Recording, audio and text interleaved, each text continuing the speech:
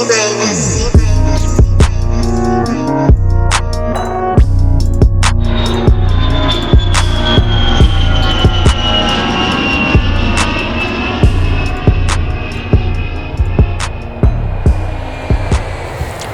evening. How are you? Not bad, not bad. Glad to be here. Kwaejo in the house. Yeah. I think this is our 6th or 7th episode for A.I.R Toronto podcast, and we've got Kwaejo in the building, and I'm so blessed to have him here tonight. Thanks for having me. Definitely. What end are you coming from? I'm coming from the west. Brampton. Tonight? Yeah. Is that where you live right now? Yeah, I'm currently residing right there right now. Or is that where you grew up? Yeah, I grew up in Brampton and Rexdale. Well, you grew up in Rexdale? Yeah. Where did you go to school? High school? High school I went in Brampton Fletcher's. Yeah, and then middle school I was in Rexdale. What middle school? Smithfield. No. So you would have ended up in Naki. Yeah. Right there. Dope. Literally. How was it growing up? I guess both those places, the Rex, B-Town, for you. It was a different environment. I spent most of my time like in North Rex, John Garland, Kipling, and right there, Olive. Yep. So it was a big transition moving to Brampton. It was different, like, you know what I'm saying, like you grew up in the hood, like you're used to one way, and then you come to the suburbs and it's like a whole different lifestyle. Facts. When did you move? I was like 13. Okay, that's right at that age where it's like, holy. So, but like, I feel like as a man, like by the time you reach like 13, like, and you grow up in the hood, like you're already a man by the time you're like 13. I know. Because like when you don't have, like when you're living with a single mom, like you have to pick up real quick. Facts. So like you're by 13, like you're grounded in certain ways and stuff like that. Facts. So yeah. So you moved to Brampton around 13. Yeah. And when did you really start doing music? I did music a little bit right before I left the hood.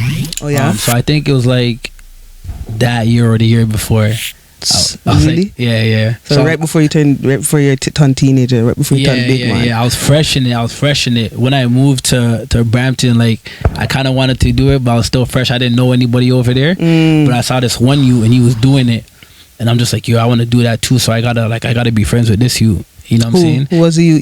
And that's like my right hand. That's my boy Jacoby. Oh, dope. So you still rock with him? Yeah, still rock with him. Like, we made a group and everything. That's like my right hand. What's the group? Get 'em Crew. Get 'em Crew. Okay. Yeah. So are you guys still like, we're not a group anymore? Everybody's individual, but like we be in the studio. Like when he's working on his stuff, I'm there. When I'm working on my stuff, he's there. So that's dope. So is everybody? How much people were in the group?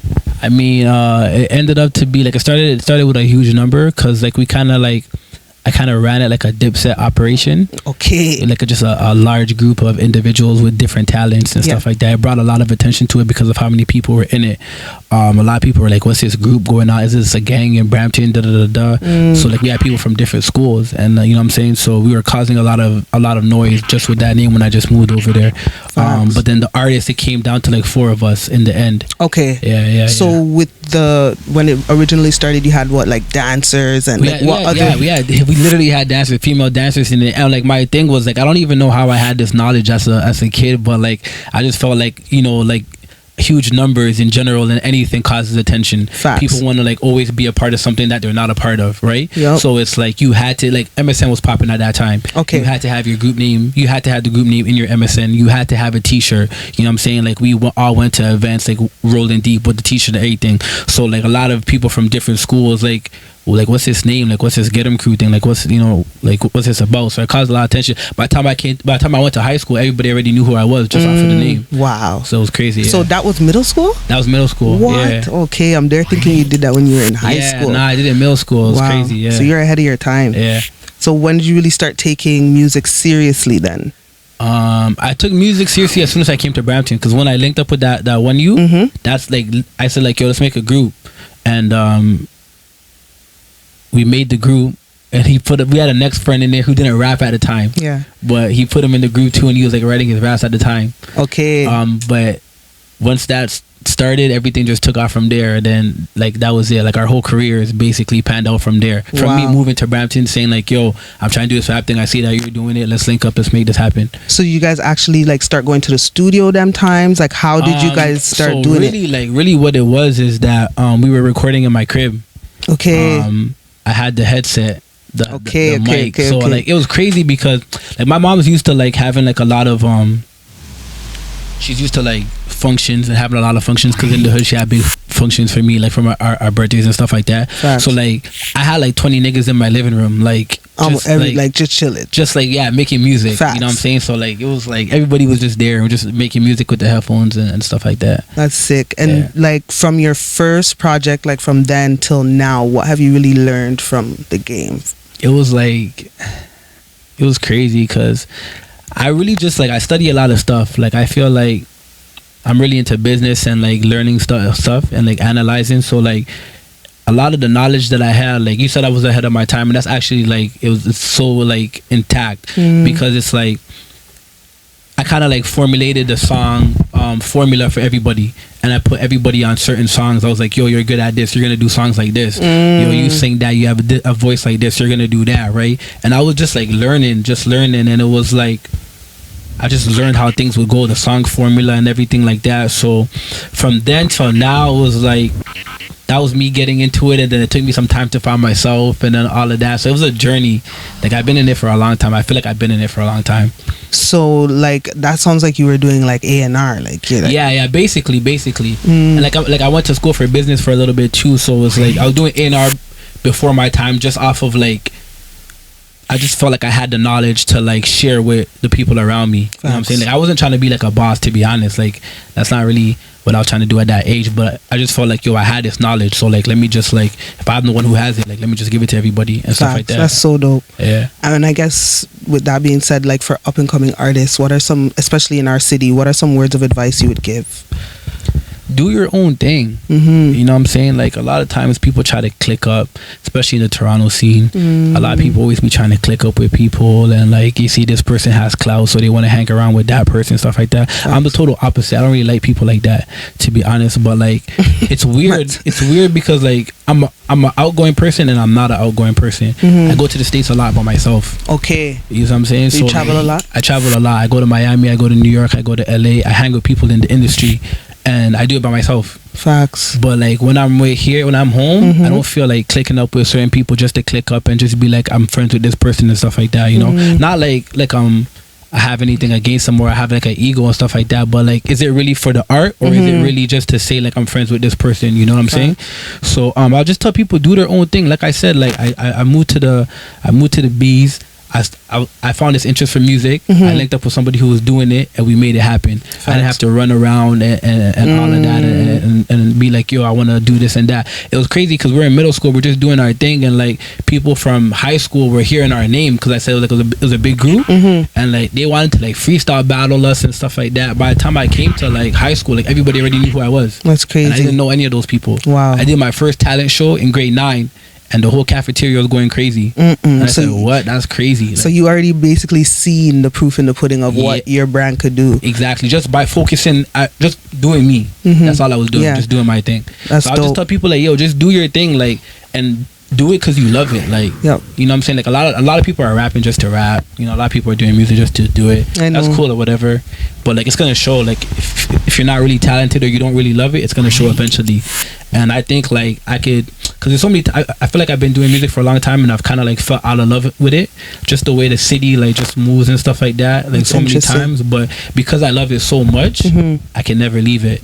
You feel me? So what do you mean you fell out of love with it? What did you? I hear a lot of people say things like that. I want to hear what your experience was. It's just like when you travel to the States, you see like, you know, like hip hop and all that stuff originated in America, right? Yeah. So you see like a different perspective. You see like, okay, like if I do music, like the whole block's rocking with me because I'm the ticket out. Facts. And the different boroughs, Brooklyn, Harlem, Queens, whatever, there's so many people in New York that have made it already, where it's not like there's only Drake and everybody who's popping in Toronto is coming up off of a cosign of Drake. So a lot of people, like I understand, like I said, I really understand things, so I don't really get frustrated and I don't get mad. Facts. So a lot of people are looking at it like, yo, if Drake helps this guy out, like I might not get that shine. So a lot of every artist right now is trying to get Drake's attention, because if you don't have, I took a 10-hour bus ride to New York, right, to Sony, because I had a meeting at Sony. Okay. Off of a person that I met at one of Diddy's conferences that I went to. Oh, that's sick. And he like gave me a runaround for 2 years, just saying that he wanted to see if I was serious about what I was doing. And the first thing he asked me when I got to the interview is, "Do you know Drake? Does Drake know you?" And I'm kind of like, wow. yo, like, that's kind of like a diss thing. Like, I took a 10-hour bus ride here, and the first thing you're gonna ask me, but I didn't show it on my face, but that's what I was thinking, you know? Wow. But like, he was kind of putting me on game, which I understood. He was just basically saying like, yo, do your thing in your city and make noise in your city. Like, get those attention of those people, because if you do that, you won't have to come out here and sit down here with me. I'll come to you, because if Drake gives you that cosign, everyone's gonna come to you. So from one perspective, like, I understood it, but then at the same time I was just like, yo, that's kind of fucked, because like, so everybody's supposed to sit around and wait for Drake to do their own thing. But at the same time, like, Drake's not sitting there thinking like, yo, I'm trying to give everybody a cosign. He wants you to do your own thing too. You know what I'm saying? Like, if I was in that position, I wouldn't want everybody to be sitting there just waiting for me to hand it out, because he had to do what he had to do to get to where he's at, right? Facts. So that's what I say, like, I fall in love with it, because there's so many politics and stuff like that, but literally everybody's just like, yo, like, there's nobody who's really buzzing in the city that you could say like is buzzing off of talent just by themselves, and like the states or the world knows them by themselves, that didn't get a cosign, right? You have Drake, you have The Weeknd, you have Tory Lanez made his career going at Drake, You know what I'm saying? Like, it all correlates under an umbrella. It's so true. So like, when you sit down and you really think of it, I think a lot of people are like, fuck, like, how am I gonna make it by myself? So I don't really want to rock with this person, because that person might take off and leave me. So everybody's really bummy. That's what it really is. But if you're really talented and you really know what you're doing, then why are you worrying about the next person? Like, focus on your craft. Like, if it's not for you, it's not for you, but focus on what you're doing. I literally just try to focus on getting better. Like, the music I'm making, right, I just switched my name to Kwaejo this year. What was your name before? It was Hoods. Okay. So like, the Jig and Finesse record is not even under Kwaejo, it's under Hoods. I thought Hoods was like a group, but I didn't even realize that was still you. That was my name. That's the name I had when I just came from the Rex. So it was a rebranding. Okay. You know what I'm saying? And it's like, you see that Jig and Finesse record there. Yeah. But I'm not trying to make 10 of those, 15 of those. I'm really not. You know what I'm saying? Like, that's cool. You know, niggas in the hood fuck with that shit. But like, I'm trying to make like the Assurances type of music for women. Yeah. I'm trying to do a like international record. I just did a record called Beautiful Thief with a Nigerian artist and another Brampton artist. Oh, that's so dope. It's like a international type of record. Okay. Right? So I have a record with Roni too called Are You Dumb? Right? So it's like, my records, it's like, you'll hear one record and then you'll hear another record and you'll be like, is this the same guy? But like, I'm inspired from like a 5 a.m. in Toronto where Drake's talking like Wasi, and then you'll hear like, hold on, I'm coming home. You know what I'm saying? I feel like that's talent, because you got to be able to go all over the place. A lot of these artists in Toronto, I look at their all their songs and all of them sound the same. Facts. You know what I'm saying? Like, in the States, like, they don't even really believe like Toronto has hoods and stuff like that. I know. You know what I'm saying? Like, and I'm really there, so I'm not talking from what I think. I'm talking about conversations that you have with them. I know. So like, when a person's living in Brooklyn and they're really living like the hood life, and you're coming out of Toronto, I'm not saying like Toronto doesn't have hoods, because I'm from a hood in Toronto, right? Facts. But when you're trying to do that, like, they're not going to embrace that hood life over what they're experiencing. They look at you corny. Hella corny. You know, a man said to me, like, yo, I didn't even know they had brothers like you over there. And I'm just like, what? Exactly. They think we're in igloos over here. They really do. They literally, yeah. So they're not going to embrace your hood story over what they're experiencing every day. Facts. You feel me? So if you could change that up a little bit, I'm not saying don't tell your story, but if you could change that up and come with music that appeals to everybody, then they'll be like, oh, I like this. And then when they hear that, then they'll hear more into your story. So just be good. Yeah. That's it. Just be good. That's it. Facts. What are you working on right now musically? Single, EP, album? So right now, with the way the industry is, it's a lot of quick music, it's fast food music. Facts. So I'm working on a lot of singles. Okay. So that's what I'm doing, just to keep people current on what I'm doing, keep being people's faces all the time. I always have a new record coming out like every 2 weeks, so we're just always in the studio cooking up. Like I said, this year I rebranded, I changed my name to Kwaejo. I just rebranded myself as an artist. So we're just finding different sounds and just doing a whole bunch of different music and all of that. Well, you basically gave me my answer for my next question, which was, what do you think the big differences between the Canadian music industry and the American industry? If you think there's any, or if there's anything you could add to that spiel that you gave just now. I think I think Toronto artists, or I don't really know all of Canada. Yeah. But I know Toronto. Okay. So I think Toronto artists are more talented than the States artists, but the States artists are more popping.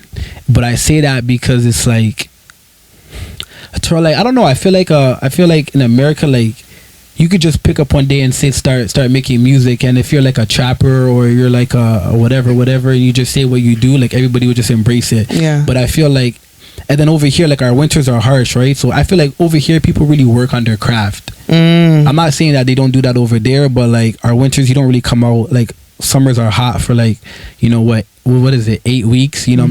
Like, that's literally our summers. Yep. And winters, everybody's like locked in, focused, working on their music, getting their money up, all of that, to come out in the summer and shine. So I feel like people really like lock down in on their music and stuff like that.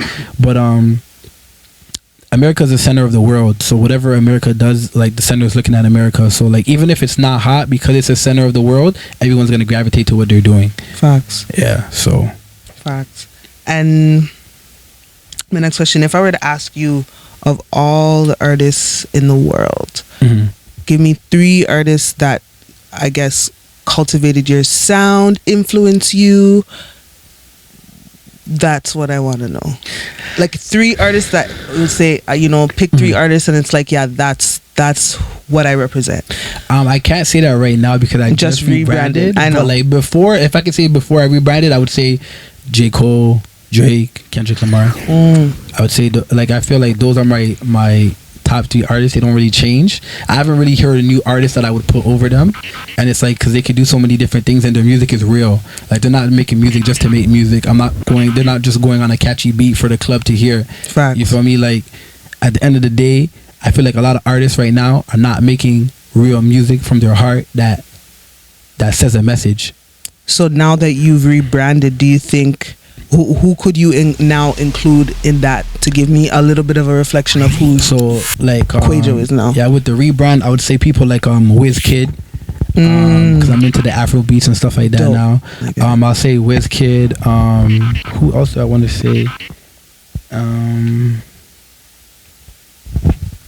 A couple of these African artists, like I don't know if you heard of what's his name? I think I can't remember his name right now. That's dope. Well, yeah, Wizkid. Wizkid is one of them. Yeah. I can't remember this names that I had. I have it somewhere here. Davido. Yeah, Davido's definitely, he'll be in there. A Boogie's one of them as well. Dope. A Boogie, Future. Dope. Yeah, like Future, like, I feel like there's a lot of emotion in Future's music. Facts. You know what I'm saying?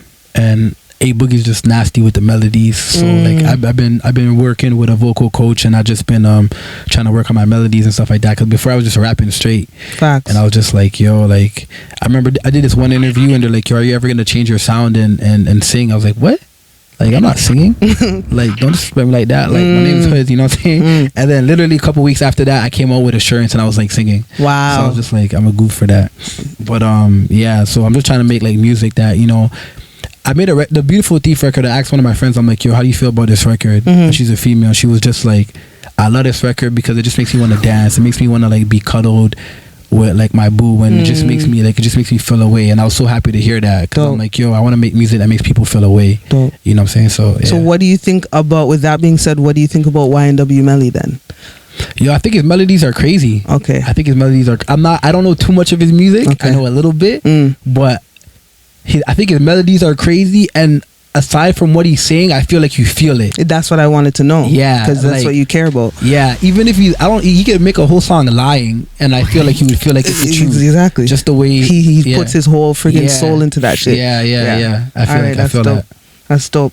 And I don't know if you're gonna have anything for me on this one, but what top 5 Toronto artists are you listening to right now, or do you care about? I definitely do. I feel like, I don't like the fact that Toronto artists like can't answer that question. I know, that's crazy. It's weird. I know. But who do I want to say I might listening to? I was listening to what's the name? I don't even want to say that name because it's too many follies. But who don't I have like I have a lot of Toronto artists on my On your playlist? on my playlist, but I listen to a little bit of everybody. But I want to say who's my favorite. Like I like Ronnie too. I feel like Ronnie been doing this thing for a minute, and like he was grounded in that. But Who else? I like Alyssa Cara. Yeah, she's dope. I like Alyssa Cara. I like this rapper called Shaq is Dope. I don't know if you Shaq heard. is dope. Have I heard? Cause he's like a lyricist, and like when I first started in music, I wanted to like Fabulous, like Jadakiss, like I wanted to like rap. Like that's how I started out. But like I just felt like Toronto really didn't care about like that, so I kind of like branched away. But he's doing that, and he's doing well. So Dope. Shaq is Dope is definitely dope. Who else is there that I really like? I don't know, but I listen to Toronto music for sure. I like what's his name? The Jane guy. No. Yo, Houdini's doing this thing too. Houdini's my brother's age. They went to the same school. Houdini's doing this thing. I like Houdini. No, but starts with like a J. He signed to Burn Gang to Birdman. He's from the J Soul. I like J Soul. I like his melodies and stuff like that too. I haven't even seen him in so long. Yeah, I don't know if he's put out music recently, but yeah, one day I forgot about him. I was just listening to a lot of his stuff, and I was just like, yo, this is really dope. No, I love his music. Yeah, no, his music. Also, I like Fab too. Dope. I like Fab too. Hard. So there's a lot of people. And do you have any projects that you're working on currently? Well, right now I'm just working on a lot of singles. We just dropped something just today. A new record called Serving. Dope. But yeah, I'm just working on a lot of singles. I have so much music, so we're just putting out what we feel. And any projects that you're working on outside of music that would be interesting? Yeah, my boy, he's a video director. Dope. So I'm about to do my second short film. Wow. This fall. That's sick. Yeah. About what? The first one, to be honest, I haven't even read through the script yet. That's the crazy. first one was about it was about undergrads going through. It's called Tuition. Undergrads, the struggle that they have. I think it's about what was it the name? I want to say the right name. I think it's like sex trafficking. I think that's okay. Because I think that's a big thing in Toronto. Yeah. So it's about that, but like a girl who's like getting introduced to that, but also going to university at the same time. And it's like, what would you do for your money to like, better your life or whatever. So I was in that. We did that last year, and he premiered it out in LA. So it was good. And then right now we're working on our second one. I haven't been able to sit down and read through the treatment yet, but that's dope. I'm looking forward to it. Yeah, you gotta hit me up with that. For sure. Interested. For sure. All right. Well, I have asked you all the questions that I have for tonight. Dope. And you were so dope. Thank you so much for coming in. Appreciate it. Thank you for having me. And please come back anytime. Wonderful. Yeah, shout out to G for setting this up with me too. I appreciate it. Definitely. Big up G. Yeah. All right, guys. We are going to wrap it up. It's a wrap.